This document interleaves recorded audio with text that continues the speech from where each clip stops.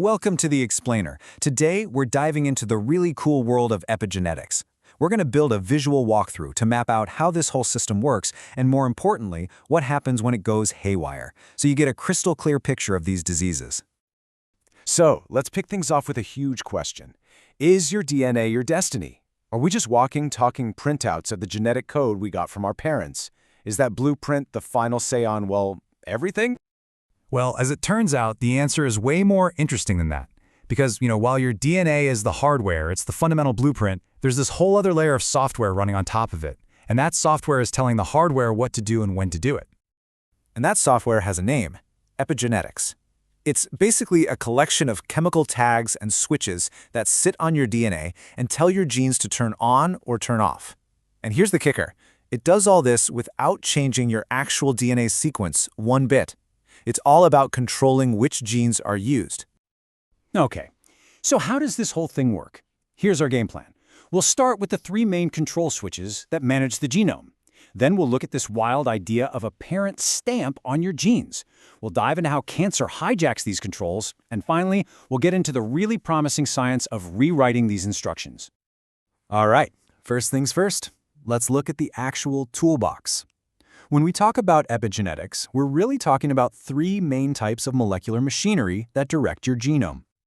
And this is a perfect visual of our three key players. You've got DNA methylation, histone modifications, and RNA-based mechanisms.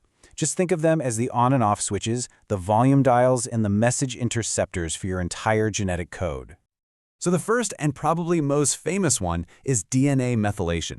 It's really simple in concept. It's just a tiny chemical tag, a methyl group, that gets stuck directly onto the DNA. And this little tag acts like a physical off switch. It literally blocks the machinery that reads genes so the gene goes silent. Now, this methylation doesn't just happen randomly.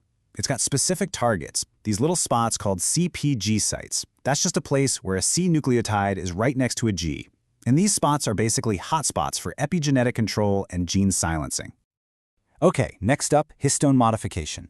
So if methylation is a simple on-off switch, think of this one as the volume dial. Your DNA isn't just floating around, it's spooled around these proteins called histones.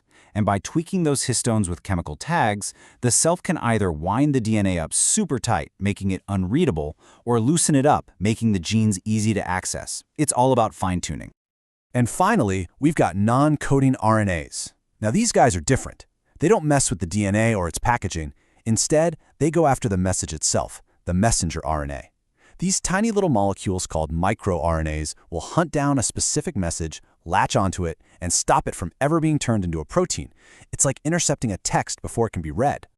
So now we know the switches, let's see what happens when we start flipping them. We're going to look at this really fascinating process called genomic imprinting.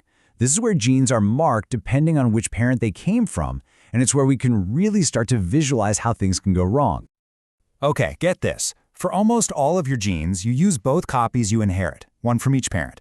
But for a small, special set of genes, what we call imprinted genes, one of those copies is epigenetically silenced right from the start. That means for these genes, you're only using the copy from your mom or only the copy from your dad. The other one is permanently off. Now, this setup creates a really unique vulnerability, and this is a classic example you have to know.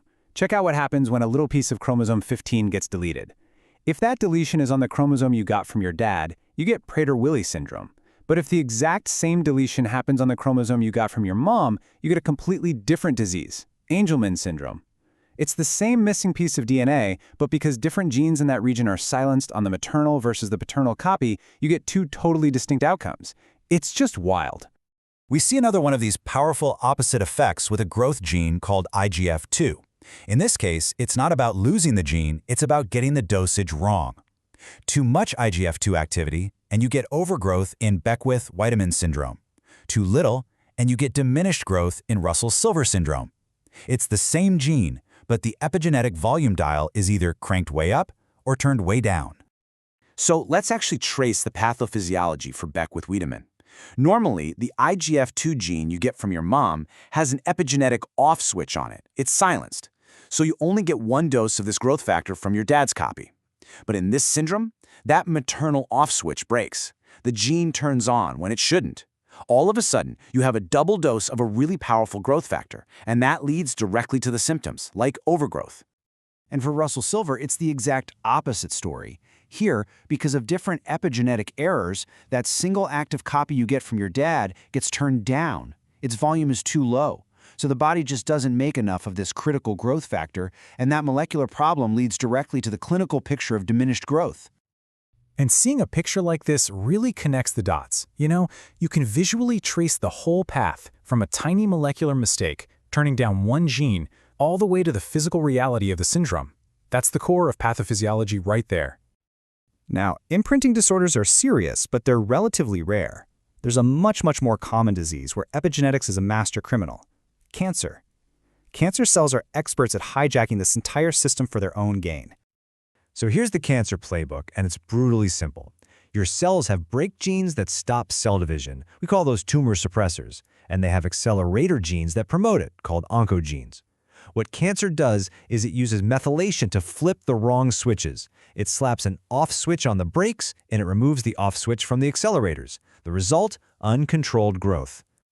And this is not just theoretical. A really famous real-world example is the BRCA1 gene. You've probably heard of BRCA1 mutations causing cancer, but you don't actually need a mutation.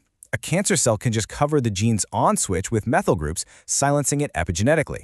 The outcome is exactly the same: no BRCA1 function and a way higher risk of breast and ovarian cancer.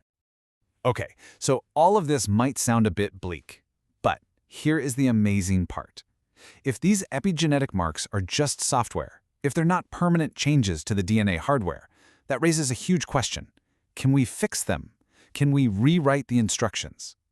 This is the core idea behind a whole new class of drugs. And the answer is a resounding yes. Take a look at this drug, 5-azazitidine. It's basically a Trojan horse.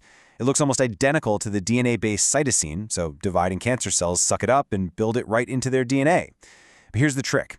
When the enzyme that adds methyl tags comes along to do its job, it gets permanently stuck to this fake base. It's trapped. So as the cell divides, it can't add any new silencing marks, and over time, those life-saving tumor suppressor genes wake back up. And this all leads to a really powerful final thought. We've seen that we can rewrite these marks with drugs. But we also know that things in our lives, our diet, our stress levels, our environment, can also leave marks on our genes. So if our choices and our world can write instructions onto our DNA, what does that mean for the future of health? What does it mean for preventing disease? It means there's this incredible dynamic conversation happening every single second between our genes and our world.